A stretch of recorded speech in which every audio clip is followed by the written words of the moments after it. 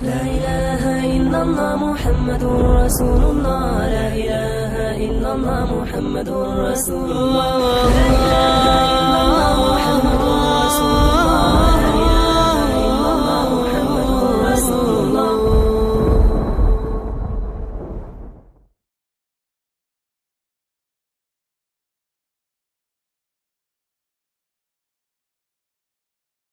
السلام علیکم ورحمۃ اللہ وبرکاتہ.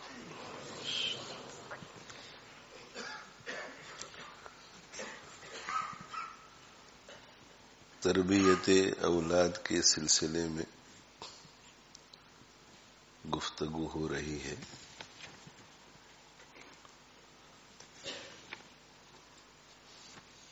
انشاءاللہ مزید کچھ باتیں عرض کرنی ہے اس سلسلے میں،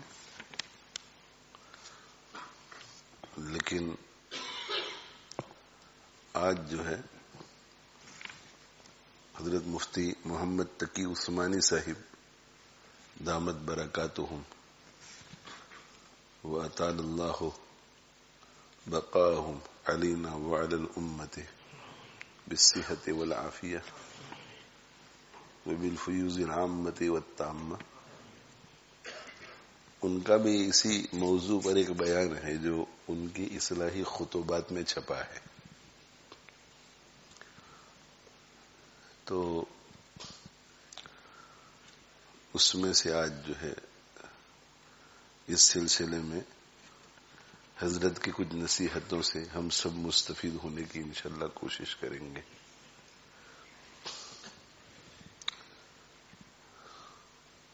کل بھی ماہانہ پروگرام ہے تو اس میں بھی کچھ گفتگو کرنے کا بھی تو ارادہ ہے. تو یہ دائیں ہاتھ میں جو ہے مجھے شدید درد ہے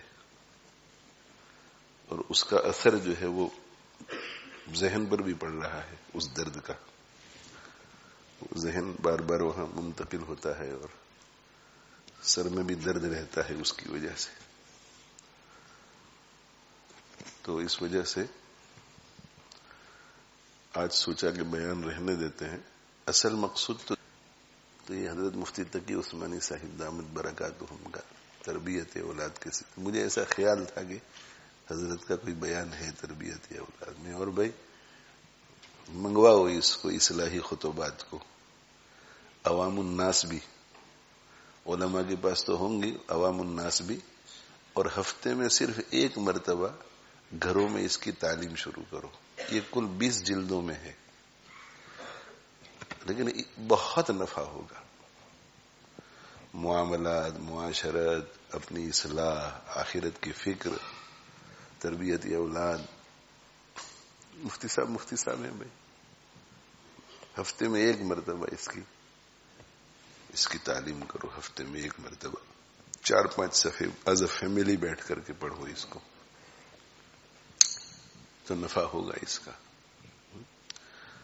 اور جو حضرات علماء کرام ہیں ان کی خدمت میں گزارش ہے کہ حضرت کے جو اصلاحی خطبات ہیں ان کو صرف جمعہ کے دن بیان کرنے کے لیے استعمال نہ کریں، اپنی اصلاح کے لیے بھی پڑھیں. یہ نہیں کہ ضرورت پڑی کسی موضوع پر گفتگو کرنے کی تو اس میں دیکھ کر کے بیان کر دیا. نہیں، اپنی زندگی میں بھی اگر کوئی کمی نظر آئے تو دیکھو حضرت کیا فرماتے ہیں. اللہ تعالی ہم سب کو عمل کی توفیق عطا فرمائے. کتنے بجے نماز ہے؟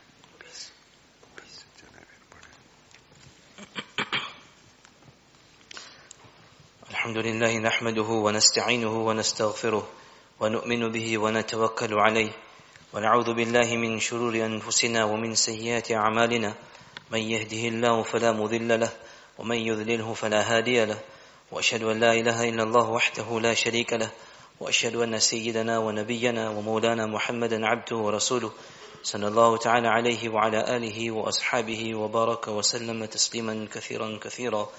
أما بعد، فأعوذ بالله من الشيطان الرجيم. بسم الله الرحمن الرحيم. يا أيها الذين آمنوا قوا أنفسكم وأهلكم نارا وقودها الناس والحجارة عليها ملائكة غلاظ شداد لا يعصون الله ما أمرهم ويفعلون ما يؤمرون آمنت بالله صدق الله مولانا العظيم وصدق رسوله النبي الأمي الكريم ونحن على ذلك من الشاهدين والشاكرين والحمد لله رب العالمين.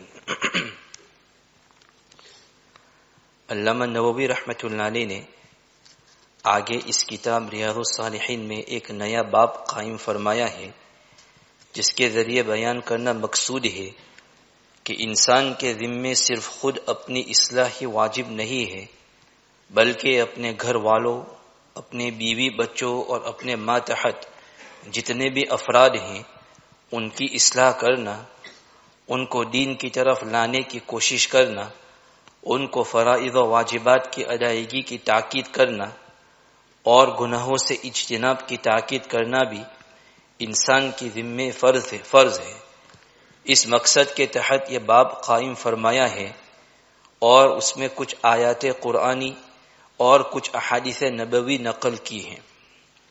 یہ آیت جو ابھی میں نے آپ کے سامنے تلاوت کی، یہ در حقیقت اس باب کا بنیادی عنوان ہے۔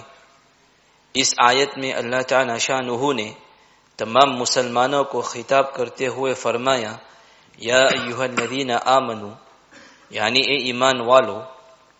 آپ نے دیکھا ہوگا کہ قرآن میں اللہ تعالیٰ نے مسلمانوں سے خطاب کرنے کے لیے جگہ جگہ یا ایھا الذین آمنو کے الفاظ استعمال فرمائے ہیں۔ ہمارے حضرت ڈاکٹر عبدالحی صاحب رحمۃ اللہ علیہ فرمایا کرتے تھے کہ یہ یا ایھا الذین آمنو کا عنوان جو اللہ تعالیٰ سے خطاب کرتے ہوئے استعمال فرماتے ہیں، یہ بڑا پیارا عنوان ہے۔ یعنی اے ایمان والو، اے وہ لوگ جو ایمان لائے، اس خطاب میں بڑا پیار ہے، اس لیے کہ خطاب کا ایک طریقہ یہ ہے کہ مخاطب کا نام لے کر خطاب کیا جائے، اے فلاں، اور خطاب کا دوسرا طریقہ یہ ہوتا ہے کہ مخاطب کو اس رشتے کا حوالہ دے کر خطاب کیا جائے جو خطاب کرنے والا کا اس سے قائم ہے۔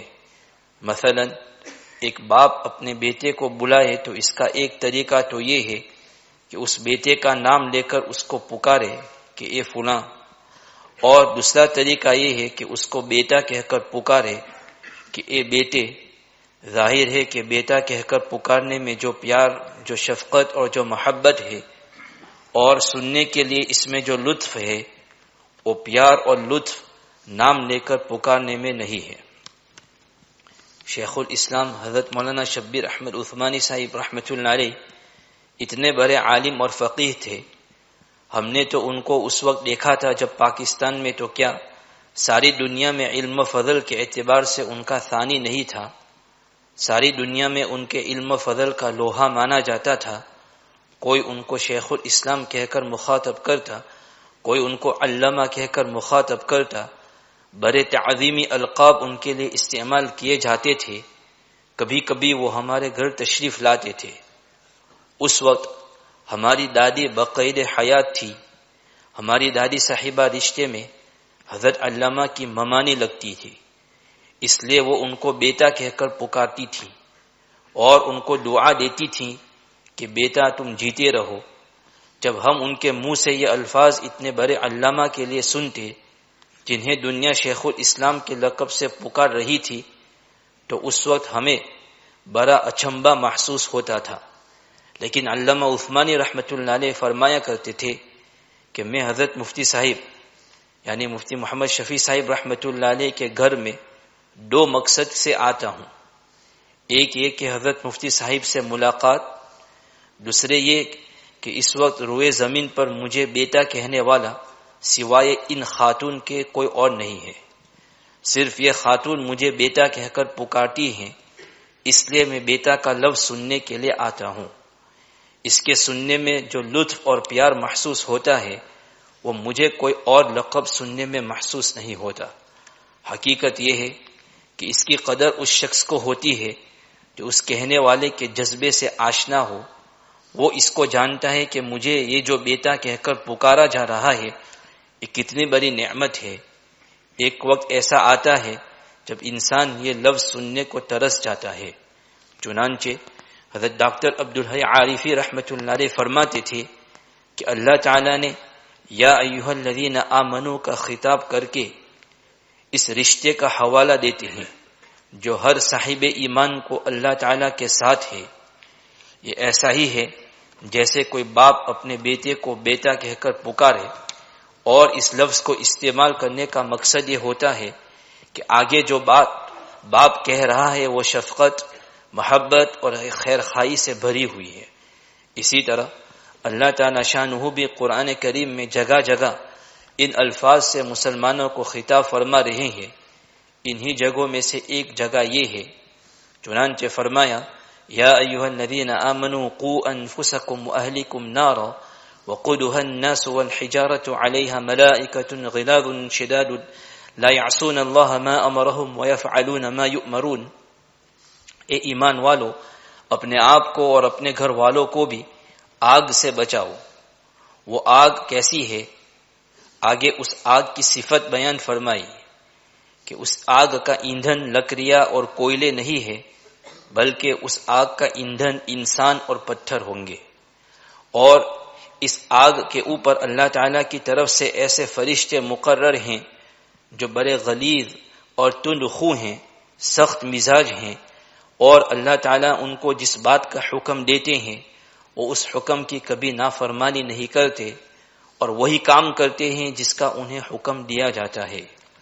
اس آیت میں اللہ تعالیٰ شانہ نے یہ فرما دیا کہ بات صرف یہاں تک ختم نہیں ہوتی کہ بس اپنے آپ کو آگ سے بچا کر بیٹھ جاؤ اور اس سے مطمئن ہو جاؤ کہ بس میرا کام ختم ہو گیا، بلکہ اپنے اہل و عیال کو بھی آگ سے بچانا ضروری ہے۔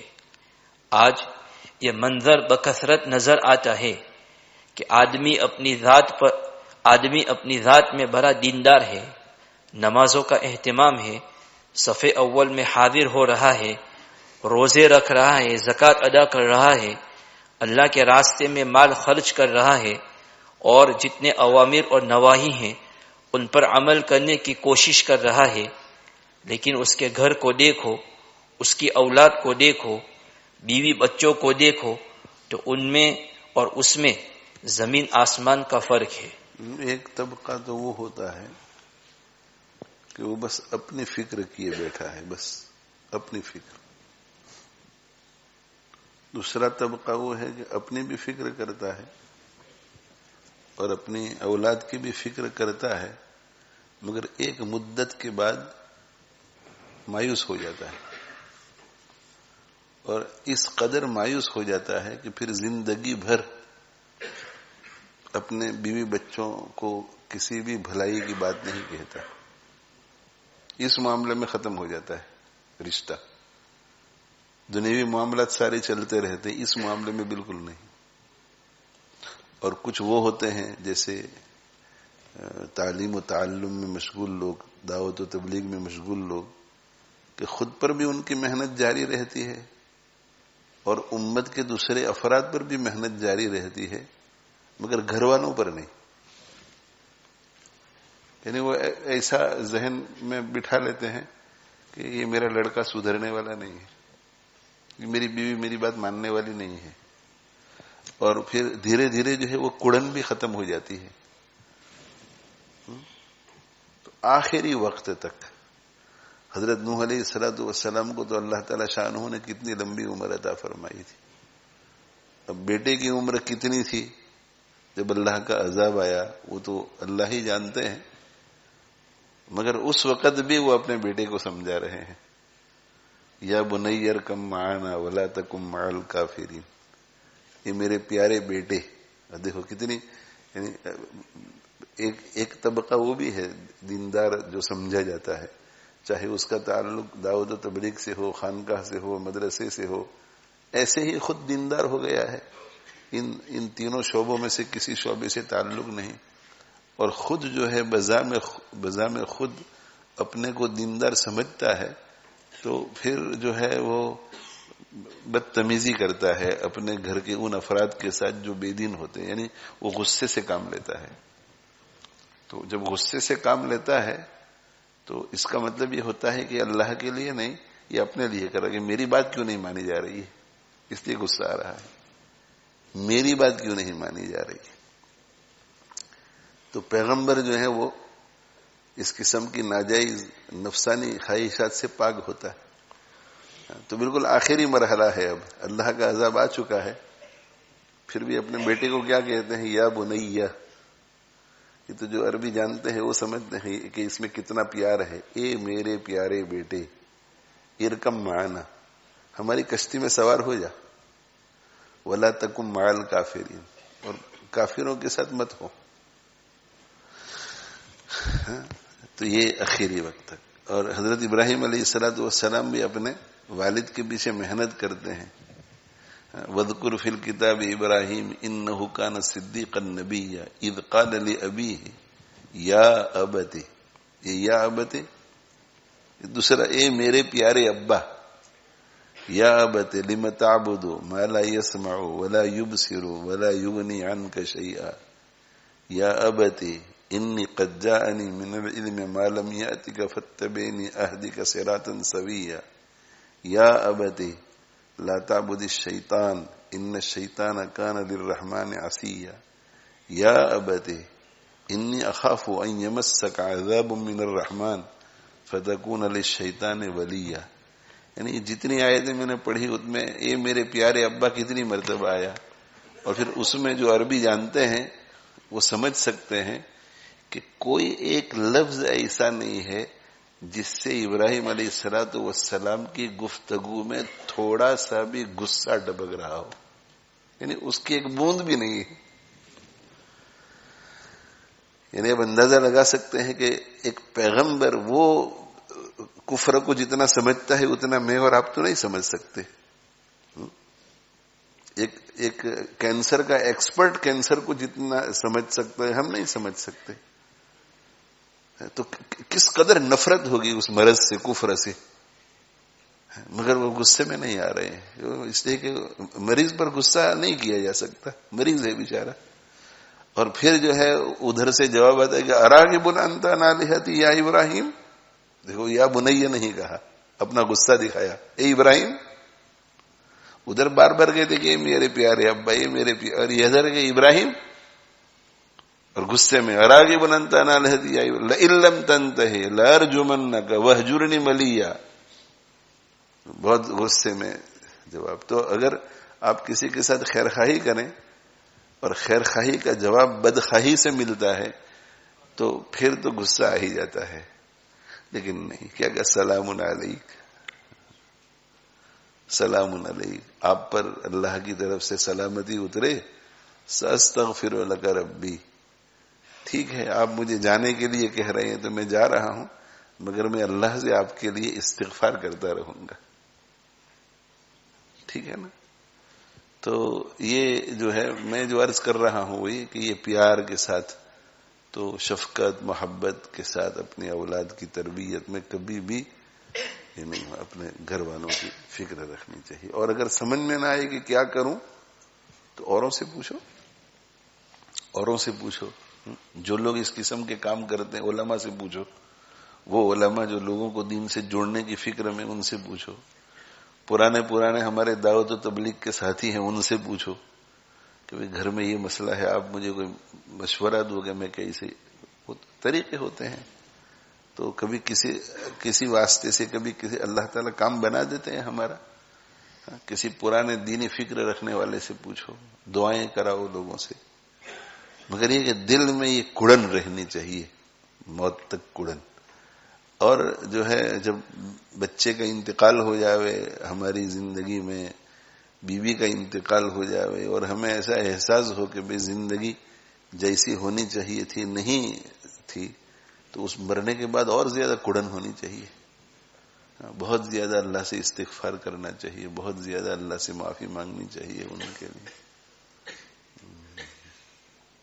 ایک عورت ہے صابرہ شاکرہ ماشاءاللہ، اس کی جوان بیٹے کا انتقال ہو گیا تو وہ رونا بند ہی نہیں ہو رہا تھا، صبر تو تھا، شکوے شکایت نہیں، مگر وہ جو ایک رونا دھونا وہ بند نہیں ہو رہا تھا۔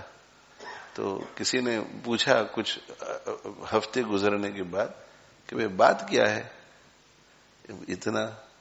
تو بس وہ مجھے بار بار یہ خیال آتا ہے کہ کہیں میرا بیٹا عذاب میں تو نہیں ہے، کہ اس سے مجھے رونا آ جاتا ہے۔ تو پھر ان کو تسلی دی گئی کہ آپ جیسی ماں اس فکر کے ساتھ اتنے ہفتوں سے دعائیں کر رہی ہے ان کے لیے، اور پھر اللہ تعالیٰ اسے عذاب میں رکھے، کیسے ہوگا؟ تو یہ کڑن ہونی چاہیے فکر، یہ نہیں کہ بس اب ممکن نہیں ہے، بس اب کیا ان سے کیا بات کریں، یہ کبھی نہیں ہونا چاہیے۔ کراس کبھی نہیں لگانا چاہیے دین کے معاملے میں، کس وقت اللہ ہدایت دے دے کچھ نہیں کہہ سکتے۔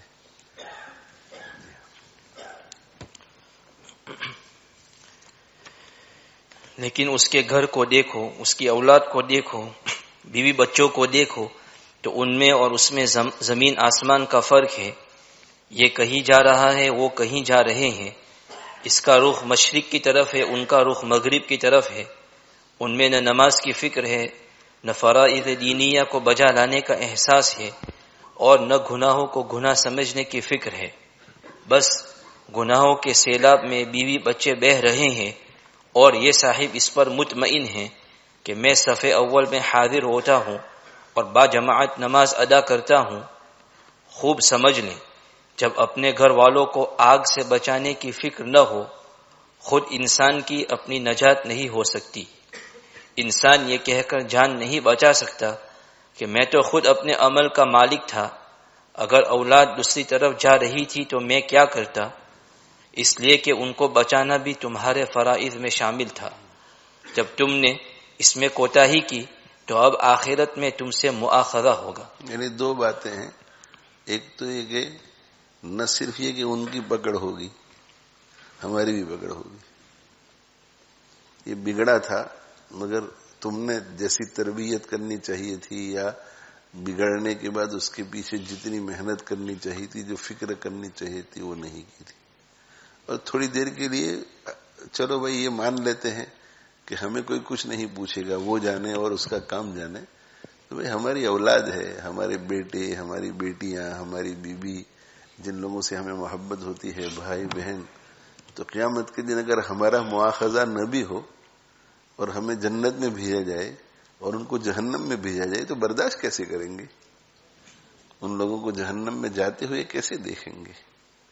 اس لیے بچپن سے تربیت شروع کر دو، بچپن سے تربیت شروع کرو، اور جیسے جیسے ان کی عمریں بڑھتی جائیں تو تربیت کی محنت اور زیادہ کرنی چاہیے۔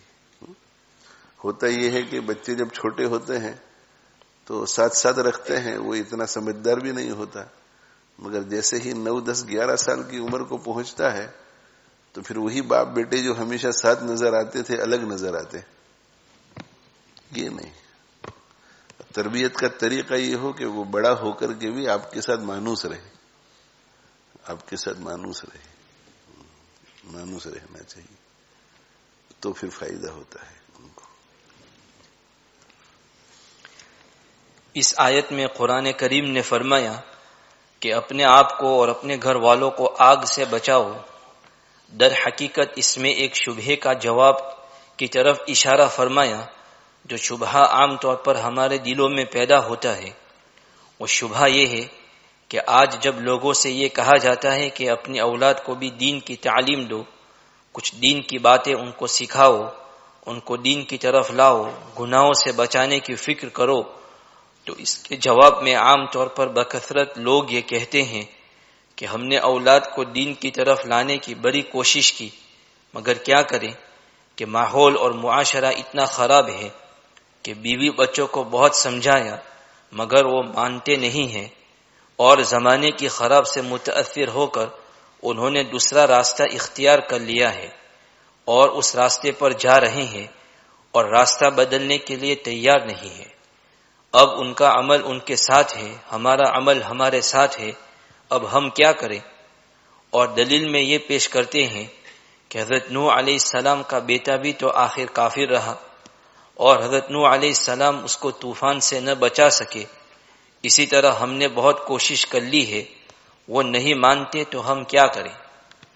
چنانچہ قرآن کریم نے اس آیت میں آگ کا لفظ استعمال کر کے اس اشکال اور شبہے کا جواب دیا ہے، وہ یہ کہ یہ بات ویسے اصولی طور پر تو ٹھیک ہے کہ اگر ماں باپ نے اولاد کو بے دینی سے بچانے کی اپنی طرف سے پوری کوشش کر لی ہے تو انشاءاللہ ماں باپ پھر بری الذمہ ہو جائیں گے اور اولاد کے کیے کا وبال اولاد پر پڑے گا، لیکن دیکھنا یہ ہے کہ ماں باپ نے اولاد کو بے دینی سے بچانے کی کوشش کس حد تک کی ہے اور کس درجے تک کی ہے۔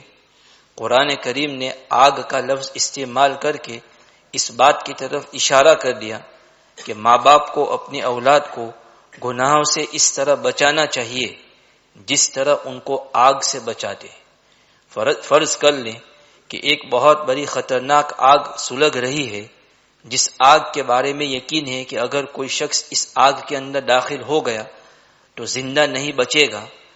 اب آپ کا نادان بچہ اس آگ کو خوش منظر اور خوبصورت سمجھ کر اس کی طرف بڑھ رہا ہے۔ اب بتاؤ تم اس وقت کیا کرو گے؟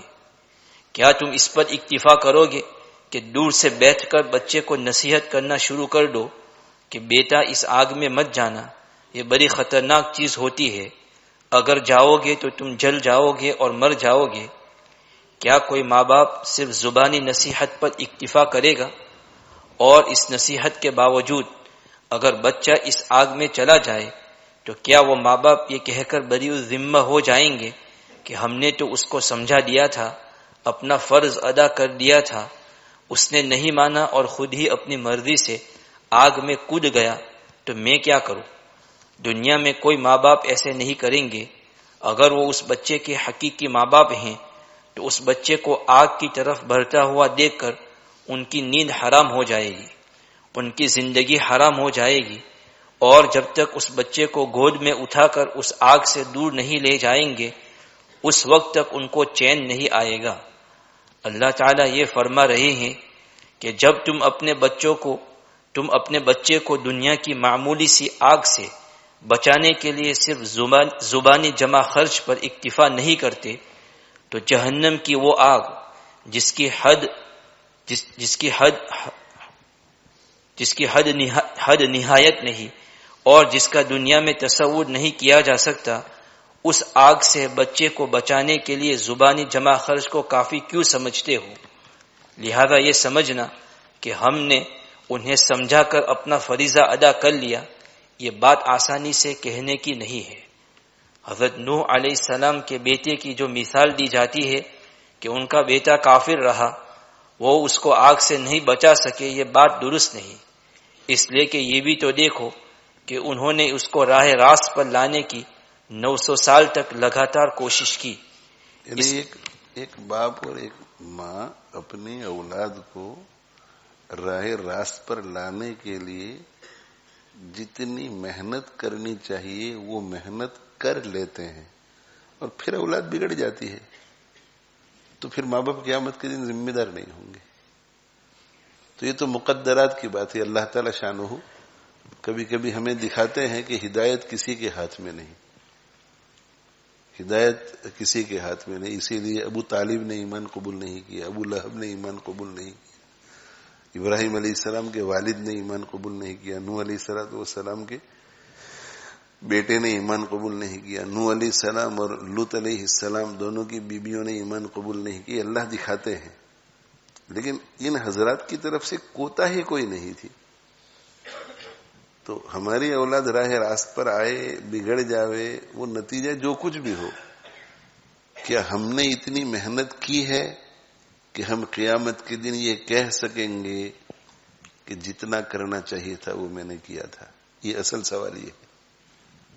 تو اس لیے ہمیں بہت، اور جہاں تک معلم کا تعلق ہے، علم دینے والا، مربی کا تعلق ہے، تربیت کرنے والا، مبلغ کا تعلق ہے، اللہ کی بات پہنچانے والا، داعی کا تعلق ہے، اللہ کی طرف بلانے والا، ان کو تو اگر قیامت تک کی زندگی بھی مل جائے پھر بھی تعلیم، تربیت، دعوت، تبلیغ کے اہم اصولوں میں سے ایک اصول یہ ہے کہ مایوس اور نا امید کبھی نہیں ہونا چاہیے۔ मायूस और ना उम्मीद कभी नहीं होना चाहिए। बस वो लगा रहे लगा रहे लगा रहे। इमाम शाफी रहमतुल्लाह अलैह ने एक तालिब इल्म को समझाया, पूरी जमात को समझाया और कहा भाई सबको समझ में आ गया? तो वो एक जरा कमजोर तालिब इल्म था, उसने कहा कि नहीं हजरत नहीं समझ में आया। और फिर समझाया, भाई समझ में आ गया? कहा कि नहीं समझ में आया। फिर तीसरी मर्तबा समझाया, समझ में आया? कहा कि नहीं समझ में आया। अब ये उलमाए किराम फरमाते हैं कि अगर कोई मुदर्रिस पढ़ाने वाला अपने तालिब इल्मों को 3 मर्तबा बात को अच्छी तरह समझा देता है, उसके बावजूद भी उस तालिब इल्म को समझ में नहीं आता, तो अगर वो आगे सबक पढ़ाए तो उसका कोई कसूर नहीं है। इसलिए अगर शरीयत ये कानून बनाती कि जब तक समझ में ना आए उस वक्त तक उसे समझाया करो, तो कमजोर तालिब इल्म को तो 10-10, 15-15, 20-20 मरतबा समझाना पड़ेगा, तो वो किताब खत्म कैसे होगी?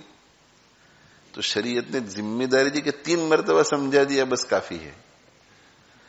लेकिन अगर कोई कोशिश 4थी मरतबा भी करे तो अल्हम्दुलिल्लाह, 5वीं मरतबा भी करे तो अल्हम्दुलिल्लाह, 6ठी मरतबा भी करे तो अल्हम्दुलिल्लाह, 7वीं मरतबा भी करे तो अल्हम्दुलिल्लाह। तो ये सिलसिला चलता रहा और इतनी देर तक चला कि फिर तालिब इल्म को जरा शर्मिंदगी महसूस हुई कि हजरत मुझे समझाते हैं, पूछते हैं कि समझ में आ गया, मैं मना करता हूं और सबक आगे चल नहीं रहा है, मेरी वजह से दूसरे तलबा का सबक हर में हरज हो रहा है, वो शायद नाराज भी हो रहे होंगे।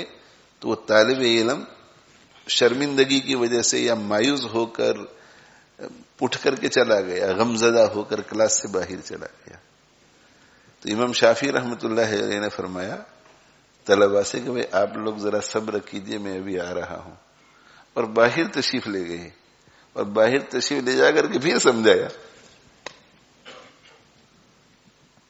तो मायूसी तो नहीं।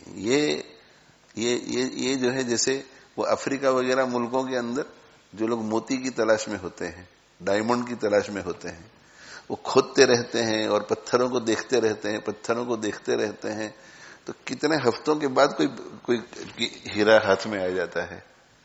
तो हमारा तो यही काम है, बस लगे रहे हम। अच्छा, दूसरा ये है कि उसमें और इसमें फर्क ये है कि जब तक उसके हाथ में हीरा नहीं आता उस वक्त तक उसकी सारी मेहनत बेकार। वो हीरा हाथ में आएगा तो फिर कई हफ्तों की मेहनत ठिकाने लगेगी, इसलिए कि तो लाखों का हीरा है। हमारा मामला तो ऐसा है, ये पढ़ाने वालों का, तबलीग करने वालों का, कि कोई हाथ में आए ना आए, किसी को हिदायत हमसे मिले ना मिले, हमारा हर हर सेकंड अल्लाह के यहां हीरा बनकर के पहुंच जाता है। तो हमें तो कुछ खोना नहीं है। तो इसलिए जो मुरब्बी होता है, जो मुअल्लिम होता है, जो दाई होता है, जो मुबल्लिग होता है, कभी भी मायूसी ना आए करीब। नंबर एक मेरे वालिद साहिब रहमतुल्लाह अलैह ने मेरी बहुत अच्छे तरीके से तरबियत की। तो 10 साल मेरे इंडिया में गुजरे हैं, पर मेरे 10 साल जो इंडिया में देहात में गुजरे ना, उसका मेरी जिंदगी को बहुत नफा हुआ, बहुत सी चीजों में मुझे नफा हुआ। तो एक दिन मैं तालिब इल्म था दारुल उलूम बरी में, तो अब्बा के साथ बैठा हुआ था। तो जैसे बाप बेटे के साथ दिल लगी करता है, तो मुझे करीब बुलाया। सोफा वोफा तो घर में था नहीं, जमीन पर ही उठना बैठना था, और ये गद्दे वद्दे भी नहीं थे। उनका तो एक लिहाफ था, उस लिहाफ पर उसी पर बैठते थे, उसी पर सोते भी थे, एक ही जगह थी उनकी। तो मुझे करीब बुलाया और करीब बुला करके मुझे कहा कि तुम जब छोटे थे और वो आम का मौसम आता था, मैंगो का मौसम आता था, तो बच्चे जो है ना जरा उजलत बाज होते हैं, तो वो आम पक जाता है तो खुद गिरना शुरू हो जाता है, उसे फिर गिराते भी हैं, मगर वो आम अभी कच्चे ही होते हैं कि उसे पत्थर फेंक करके उसे गिराने की कोशिश करते हैं। तो कि तुमको कुछ याद आ रहा है, आम का मौसम आता था तो तुम लोग आम गिराने की कोशिश करते थे? तो मैंने कहा हाँ याद आ रहा है मुझे, हम दोस्त सब मिलकर के पत्थर फेंकते थे। तो अब्बा ने मुझसे कहा कि पहले पत्थर ही से आम गिरता था? تو میں نے کہا کہ نہ. کہا دوسرے تیسرے سے؟ میں نے کہا کہ نہ, کبھی تو بس آدھ پون گھنٹہ 1 گھنٹہ بھی لگ جاتا تھا. تو کہ مایوس ہوتے تھے کبھی؟ میں نے کہا نہ, ہم لگے رہتے تھے کہ اس پتھر سے نہیں تو دوسرے سے, دوسرے سے نہیں تو تیسرے سے, گرے گا ضرور, پر لگے رہتے تھے. تو ابا نے فرمایا کہ جب مایوس نہیں ہوتے تو کسی نہ کسی وقت گرتا ہے نا وہ آم. میں نے کہا ہاں گرتا تھا. پھر مجھ سے فرمایا کہ جب تم عالم بن جاؤ نا اور ممبر پر بیٹھ کر کے دین کی باتیں کہو, یہ بھی پتھر پھینکنا ہی ہے.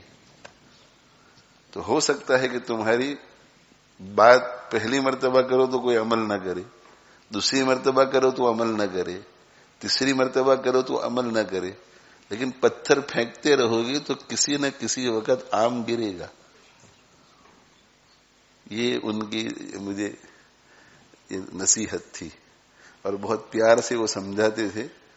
تو یہ مجھے بعض دفعہ کہتے بھی ہیں لوگ کہ بعض ایسے امور جس کے بارے میں تمہیں پتا ہوتا ہے کہ کوئی عمل کرنے والا نہیں ہے, پھر بھی کیوں تو لگا ہی رہتا ہے. تو میں ان کو کہتا کہ ہمارے والد صاحب رحمۃ اللہ علیہ کی نصیحت جو ہے میرے اندر کبھی بھی نا امیدی پیدا نہیں کرتی. ایسا خیال آتا ہے کہ آج نہیں تو کل, کل نہیں تو پرسوں, یہ مجمع یہاں بیٹھا ہوا ہے, وہ نہیں تو گھر میں جو بیٹھے ہوئے ہیں, بعد میں کوئی سی ڈی سے سنے گا, یہ کسی کو کہے گا, ضرور عمل پر کوئی نہ کوئی آئے گا انشاءاللہ.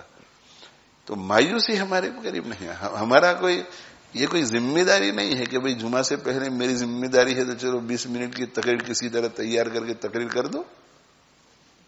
تبلیغ میں چلا گیا تو آج مشورے میں میرا نام آ گیا تو چلو بھائی اب ذرا غور و فکر کرو کہ کیا کہوں گا اور آدھ گھنٹہ بات کر کے بیٹھ جاؤ تشکیل کر کے.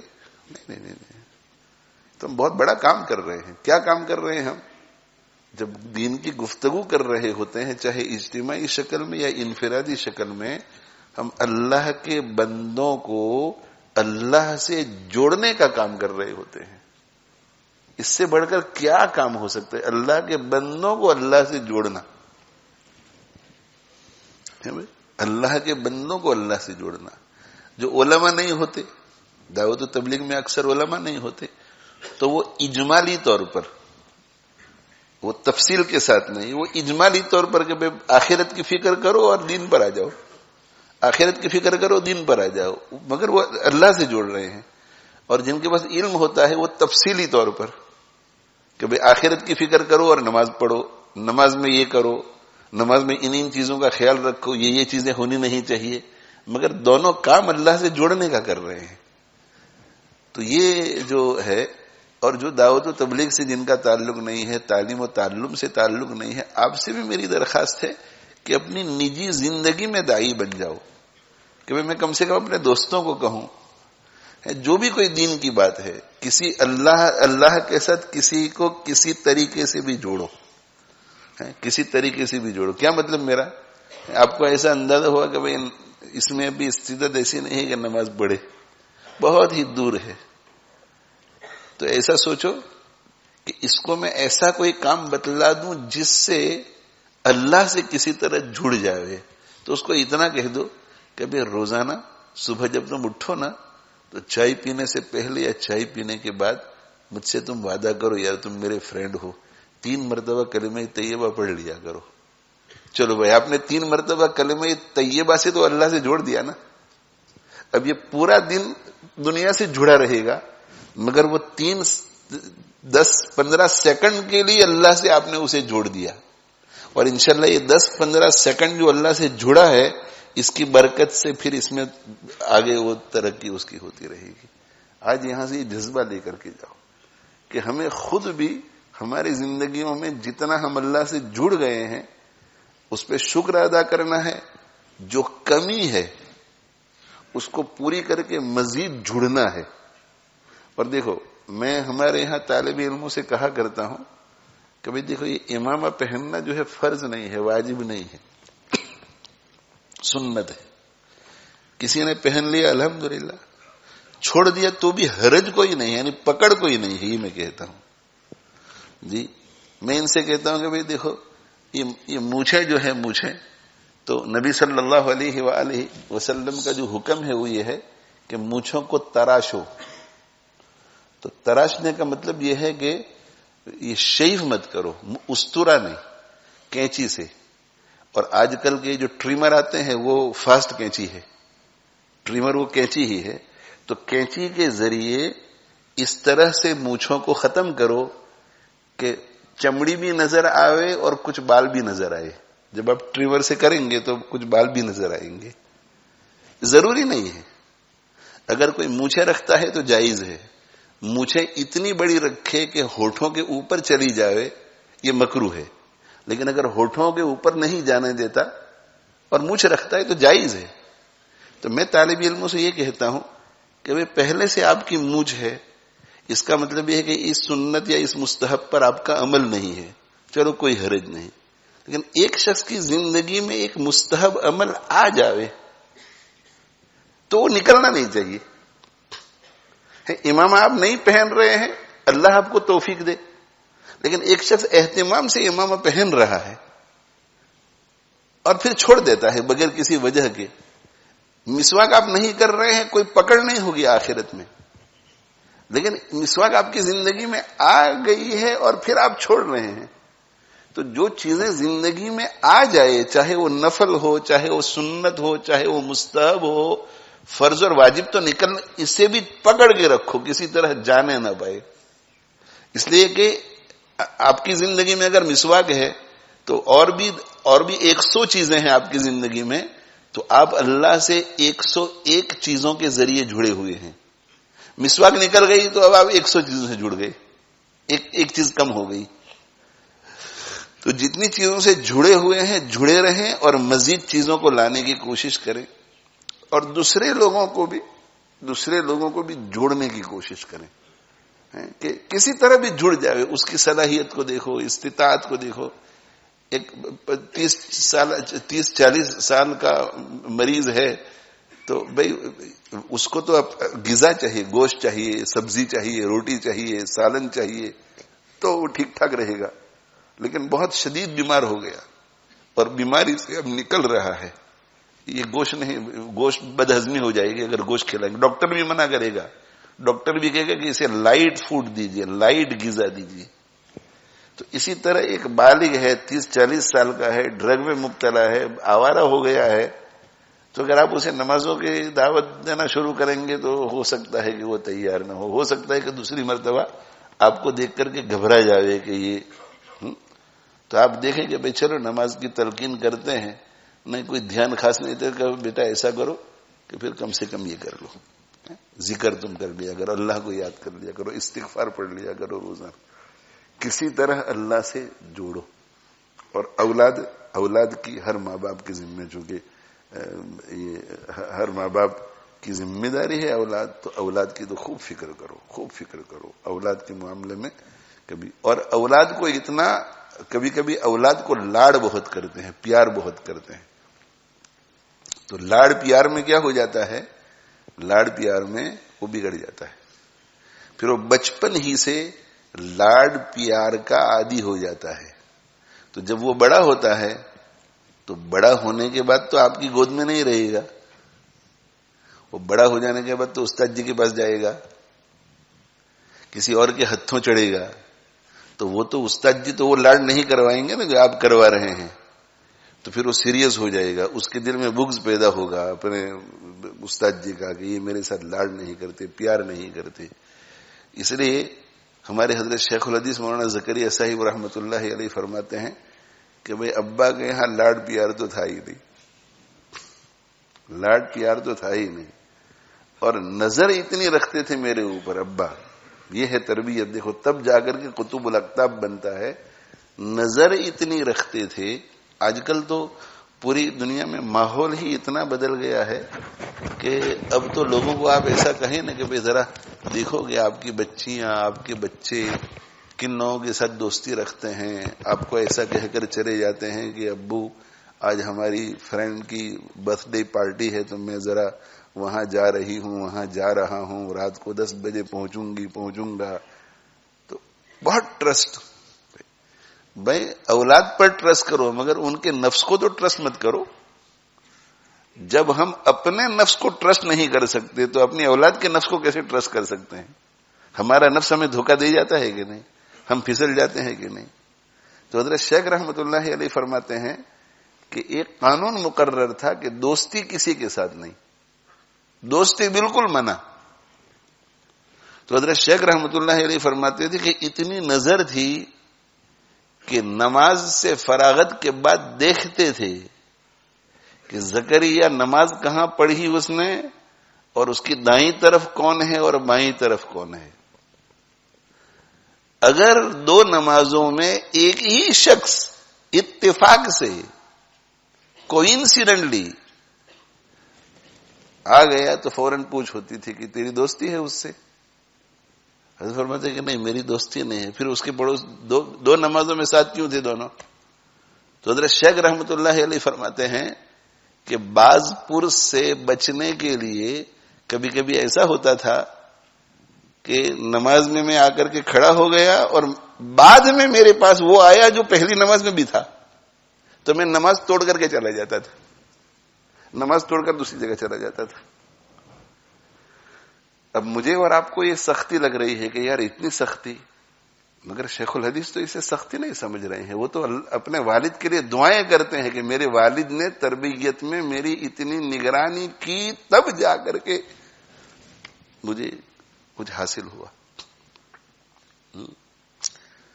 تو 18 سال کی عمر حضرت شیخ رحمت اللہ علیہ کی تھی، 18 سال کی عمر.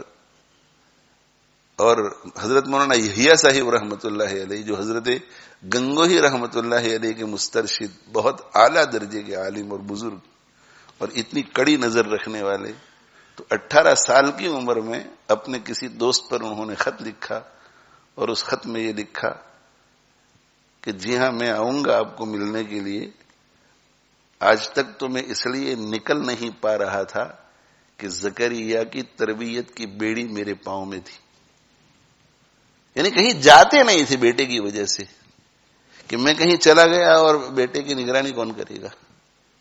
تو 18 سال کی عمر میں کہا کہ اب مجھے اطمینان ہو گیا ہے، اب مجھے اطمینان ہو گیا. 18 سال کی عمر میں زکریا پر اطمینان ہو گیا ہے، اور غالباً 18 سال ہی کی عمر تھی.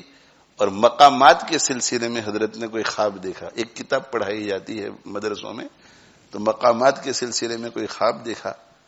تو حضرت مولانا یحییٰ صاحب رحمۃ اللہ علیہ کے سامنے جب وہ خواب آیا تو اس کی تعبیر غالباً یہ دی کہ زکریا تصوف کے سارے مقامات طے کر چکا ہے، تربیت جب کی 18 سال کی عمر میں. اور پھر دنیا نے دیکھا کہ کیا کیا کارنامے انجام دیے حضرت شیخ. تو یہ ظلم نہیں ہوتا. بخاری شریف میں ایک حدیث ہے، بخاری شریف میں ایک اثر ہے کہ اکرمہ ابن عباس رضی اللہ عنہما کے شاگرد ہیں. وہ اکرمہ کہتے ہیں کہ مجھے ابن عباس رضی اللہ عنہما باندھ دیتے تھے کہ میں کہیں ادھر ادھر بھاگ نہ جاؤں. تو وہ شکایتاً کہہ رہے تھے اکرمہ، شکایتاً نہیں، وہ تعریف کرتے تھے کہ ان کا احسان ہے کہ وہ مجھے باندھ دیتے تھے. اگر وہ مجھے باندھتے نہیں تو میں ادھر ادھر گھومتا پھرتا اور پھر مفسر بنتا. تو بعض سختیاں جو ہے، میں یہ نہیں کہہ رہا ہوں کہ آپ یہ شروع کر دو. جس ملک میں رہتے ہیں اس ملک کے قوانین کی رعایت بھی رکھنی پڑتی ہے، جن حالات سے ہم گزر رہے ہوتے ہیں ان حالات کی بھی رعایت رکھنی پڑتی ہے. لیکن میں یہ کہہ رہا ہوں کہ اس قدر جو ہے وہ حضرت شیخ رحمت اللہ علیہ کی تربیت ہوئی، اور تب جا کر کے دیکھو کیسے بنے. اور ہمارے سب اکابر بڑے بڑے جو لوگ گزرے ہیں ان کی اچھی طرح سے تربیت ہوئی. تو بس اسی پر اکتفا کرتا ہوں کہ اپنی اولاد پر بھی محنت کرو، اپنی بیویوں پر بھی محنت کرو. بیویوں کو چاہے کہ اپنے شوہر پر محنت کرے، اپنی اولاد پر محنت کرے. بچوں کی تربیت میں بیویوں کا بہت بڑا کردار ہے. پھر مکتب میں کیا کر رہے ہیں، کس جگہ پر ہے، کس استاد کے پاس پڑھ رہے ہیں، کیسے جا رہے ہیں، یہ بھی دیکھو. اور پھر ان کو بزرگوں کے پاس بھی لے جاؤ. پھر ذرا اس عمر کو پہنچ جائے کہ جس عمر میں دعوت و تبلیغ والے بھی ان کو قبول کریں، تو پھر 3 دن کے لیے بھیجو ان کو جماعت میں بھی. اور پھر اور ذرا بڑے ہو جائیں تو کسی بزرگ سے ان کا سلسلہ بھی شروع کرا دو اصلاح تربیت کا. یہ ساری محنتیں اگر ہم کریں گے، اچھی تعلیم دیں گے، دعوت کے کام سے جوڑیں گے، خانقاہ سے جوڑیں گے، تو امید قوی ہے کہ اس پرفتن دور میں بھی اور ارتداد کے طوفانوں میں بھی ہماری اولاد انشاءاللہ کامیابی کے ساتھ ہمکنار ہوگی، اور یہی اولاد جو ہے، یہی اولاد آخرت میں کام آئے گی. یہ اولاد آخرت میں کام آئے گی، یا تو ہماری جان چھڑائے گی اگر ہماری وہاں پکڑ ہوگی تو، اور اگر ہم بھی نجات پا چکے ہیں تو یہ رفع درجات کا ذریعہ بنے گی. اللہ تعالی شانہ مجھے آپ کو عمل کی توفیق عطا فرماوے. اللہ مجھے آپ کو عمل کی توفیق عطا فرماوے. اور بھائی دیکھو، ایک اور بات بھی میں عرض کر دوں کہ جو دنیاوی اعتبار سے بہت اچھے ہوتے ہیں اور دین سے ان کا اتنا تعلق نہیں ہوتا، تو جب وہ دینی مزاج کے لوگوں کو دیکھتے ہیں تو ان کے ذہن میں ایسا آتا ہے کہ یار ان کے والدین نے ان کو مولوی بنایا تو بیچارے یہ بہت دکھی ہوں گے اندر سے، اس لیے کہ یہ بیچارے ہماری طرح بڑے مکانات میں رہ نہیں سکتے، اچھی گاڑیاں خرید نہیں سکتے. نہیں، ایسا نہیں ہے، ایسا نہیں ہے. وہ چونکہ ہمارا دین سے تعلق نہیں تو ہم دنیا اور دین میں دونوں کا ویلیو نہیں لگا سکتے، ہم صرف دنیا کا ویلیو لگا سکتے ہیں. اور انہوں نے جو کہ پڑھا ہوا ہوتا ہے یا ایک دینی ذہن کے بنے ہوئے ہیں تو ان کی نظر میں قیمت ہے، تو وہ اپنے ماں باپ کے لیے ڈھیروں دعائیں کرتے ہیں. جن کے ماں باپ نے اپنی اولاد کے لیے دنیاوی ساز و سامان کا انتظام کیا ہو، وہ اپنے ماں باپ کے لیے اتنی دعائیں نہیں کرتے جتنی دعائیں وہ لوگ کرتے ہیں جن کے ماں باپ نے ان کو دین کے راستے پہ ڈالا ہوا ہے. اور وجہ اس کی کہ ان کو سمجھ میں آتا ہے، ان کو سمجھ میں آتا ہے کہ میرے والد نے مجھے کیا دیا ہے، کیا دیا ہے مجھے میرے والد نے. اس لیے کہ دین تو دنیا وما فیہا سے بہتر ہے. اور آدمی سوچتا ہے کہ بھئی جیسا بھی ہوں لیکن دینی شعور اللہ نے دیا، اور وہ ماں باپ کی وجہ سے، ماں باپ کی سختیوں کی وجہ سے، ماں باپ کی شفقتوں کی وجہ سے، پیار بھی. تو اس کی فکر کرو، اس کی فکر کرو. اللہ تعالی شانہ مجھے آپ کو عمل کی توفیق دے، اور اللہ تعالی شانہ ہمیں دین کی فکر نصیب کرے. اور ہر شخص جو ہے اپنی اولاد پہ نظر رکھے، اپنی اولاد پہ نظر رکھے. یعنی نظر رکھے کا مطلب نگرانی نہ کرے، نظر رکھے کہ میں کیسے میری اولاد کو دین میں ترقی کی راہ اور دلا سکوں، یہ فکر رہے. شادی کے بعد بھی دیکھتے رہو، بچے بڑے ہو جائے اس کے بعد بھی، اور کہ بیٹا جیسے بزنس میں ہوتا ہے کہ باپ بزنس مین ہے، بیٹا بھی بزنس مین ہے، باپ ریٹائر ہو جاتا ہے، بیٹے کو سونپ دیتا ہے، پھر بھی کوئی بات ذہن میں آتی ہے تو کہتا ہے کہ بیٹا ایسا اگر کریں گے تو اور نفع ہو سکتا ہے کہ نہیں، اور وہ بیٹا برا بھی نہیں مناتا. تو اسی طرح دین کے معاملے میں بھی کہ میرا بیٹا اگر ہے، میرا بیٹا اگر اس طرح ہو جائے. اللہ تعالی شانہ مجھے آپ کو عمل کی توفیق دے. وآخر دعوانا ان الحمد للہ رب العالمین. وصلی اللہ علی نبینا محمد وعلی آلہ واصحابہ اجمعین. اللہم لک الحمد کما انت اہلہ فصل وسلم علی سیدنا محمد کما انت اہلہ وفعل بنا ما انت اہلہ فإنک اہل التقوى واہل المغفرہ. ربنا اغفر لنا وتب علينا انك انت التواب الرحيم. اللهم بارك لنا فيما اعطيتنا وقنا واصرف عنا شر ما قضيت لنا. اللهم اعز الاسلام والمسلمين. اللهم انصر الاسلام والمسلمين. اللهم انقذ اخواننا المسلمين المظلومين في كل مكان. اللهم انقذ اخواننا المسلمين المظلومين في فلسطين. اللهم انصرهم ولا تنصر عليهم. اللهم امكر لهم ولا تمكر عليهم. اللهم زدهم ولا تنقصهم ولا تسلط عليهم من لا يرحمهم ولا يخافك فيهم. ربنا هب لنا من ازواجنا وذرياتنا قرة اعين وجعلنا للمتقين اماما. ربنا هب لنا من لدنك ذرية طيبة انك سميع الدعاء. اللهم أصلح لنا في ذريتنا اللهم أصلح لنا في ذريتنا اللهم أصلح لنا في ذريتنا اللهم آت نفوسنا تقواها وزكها أنت خير من زكاها أنت وليها ومولاها اللهم طهر قلوبنا من النفاق وأعمالنا من الرياء وألسنتنا من الكذب وأعيننا من الخيانة فإنك تعلم خائنة الأعين وما تخفي الصدور اللهم اهدنا واجعلنا سببا لمن اهتدى اللهم اهدنا واهد بنا واهد الناس جميعا اللهم اهدنا واهد بنا واهد الناس جميعا اللهم اهدنا واهد بنا واهد الناس جميعا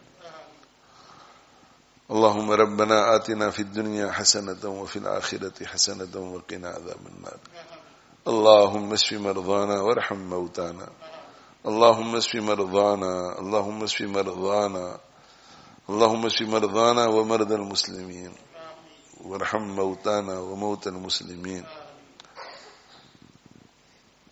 اللهم إنا نسألك حسن الختام والعفو عما سلف وكان اللهم إنا نسألك عيشة نقية وميتة سوية ومردا غير مخز ولا فاضح توفنا مسلمين والحقنا بالصالحين واجعل لنا لسان صدق في الآخرين واجعلنا من ورثة جنة النعيم واغفر لنا ولوالدينا ولأساتذتنا ولمشايخنا ولأهلينا ولمحبينا ولمحسنينا ولمن له حق علينا ولمن أوصانا بالدعاء ولجميع المؤمنين والمؤمنات والمسلمين والمسلمات الأحياء منهم والأموات إنك سميع قريب مجيب الدعوات وصلى الله تعالى على خير خلقه سيدنا ومولانا محمد وعلى آله وأصحابه أجمعين برحمتك يا أرحم الراحمين.